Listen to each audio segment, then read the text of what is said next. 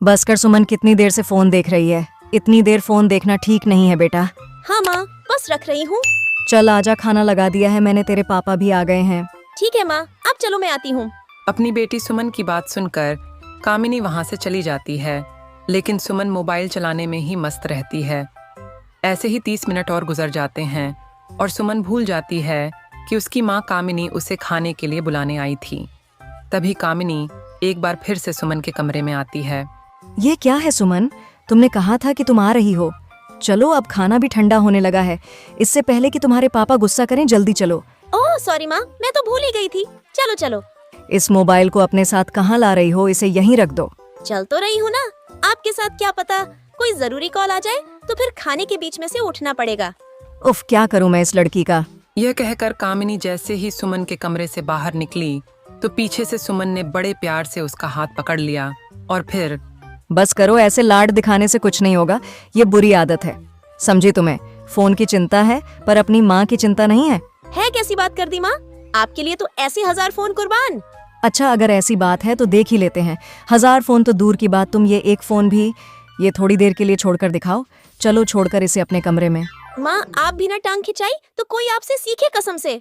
सुमन वैसे तो बहुत अच्छी लड़की थी, बस ज्यादा फोन चलाने की आदत उसकी दुश्मन बनी हुई थी। और सबसे बड़ी दिक्कत यह थी कि वह खुद फोन की लत से बाहर निकलने के बारे में सोचती नहीं थी।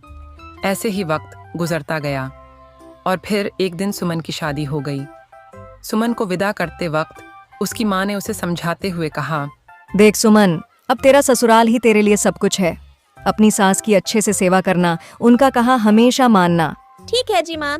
और सुन, ये मोबाइल की लत छोड़ दे बेटी। ये मायका था, लेकिन ससुराल में तुम्हारी आदत कहीं तुम पर भारी ना पड़ जाए। मैं ख्याल रखूंगी और आप भी अपना ख्याल रखना। सुमन की शादी जिस लड़के के साथ हुई थी वो एक इवेंट कंपनी में काम करता था और अक्सर काम के सिलसिले में घर से बाहर ही रहता था। ससुराल में बस उसकी सास सीमा ही उसके साथ रहती थी। शादी के बाद एक दिन जब सीमा और सुमन रसोई में काम कर रहे थे, आह, तुम्हारे आने से मेरा अकेलापन दूर हो गया सुमन। ऐसा क्यों कह रही है माँ जी? महेश के पापा तो बहुत पहले ही भगवान को प्यारे हो गए थे। फिर महेश बड़ा हुआ तो उसने भी पता नहीं कौन सी कंपनी पकड़ ली। हफ्ते में 6 दिन तो वह बाहर ही रहता है, कभी इस शहर तो कभी उस शहर। जब उसने काम करना शुरू किया तब से तो मैं बिल्कुल अकेली ही पड़ गई थी। इस बड़े से घर में ना कोई हाल पूछने वाला और ना ही कोई बात करने वाला। अरे पर अब मैं आ गई हूँ माँ जी।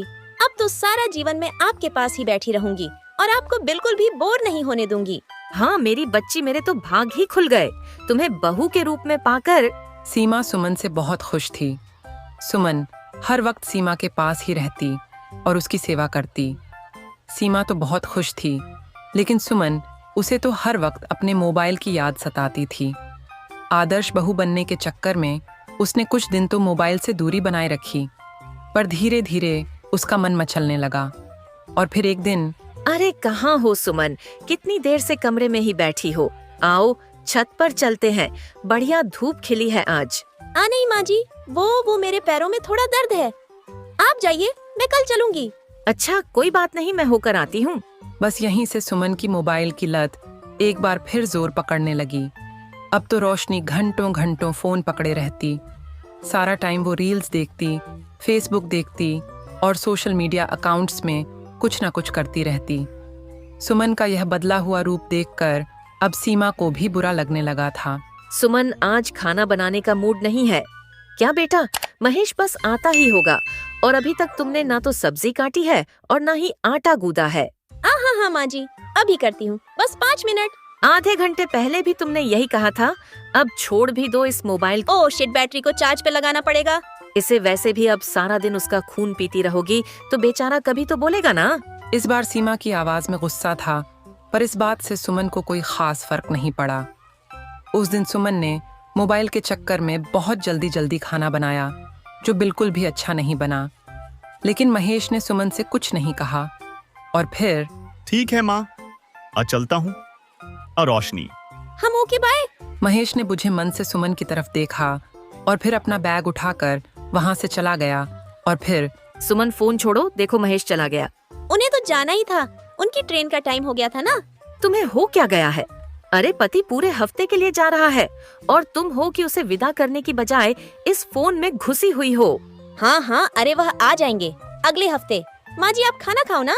सीमा समझ गई थी कि अब सुमन वह पहले वाली सुमन नहीं रह गई थी। उसकी फोन देखने की लत से अब तो महेश भी उससे गुस्सा रहने लगा। फिर उसी शाम सुमन बेटा, मेरे लिए 1 कप चाय बना दो, सिर में बहुत तेज दर्द है। हाँ माँ जी, बस अभी बनाती हूँ। इतना कहकर सुमन रसोई में गई, लेकिन वो वहां भी फोन चलाने लग गई। ऐसे ही करते हुए 2 घंटे हो गए। तभी अचानक से चिल्लाने की आवाज आई। सुमन भाग कर गई तो उसने देखा कि उसकी सांस बेहोश पड़ी हुई है। उसने तुरंत डॉक्टर को बुलाया और फिर मुझे माफ कर दीजिए माँ जी, मेरी एक गलती की वजह से आपको इतना सहना पड़ा। मुझे सच में माफ कर दीजिए माँ जी। कोई बात नहीं बहू, तुझे अपनी गलती का एहसास है, वही काफी है।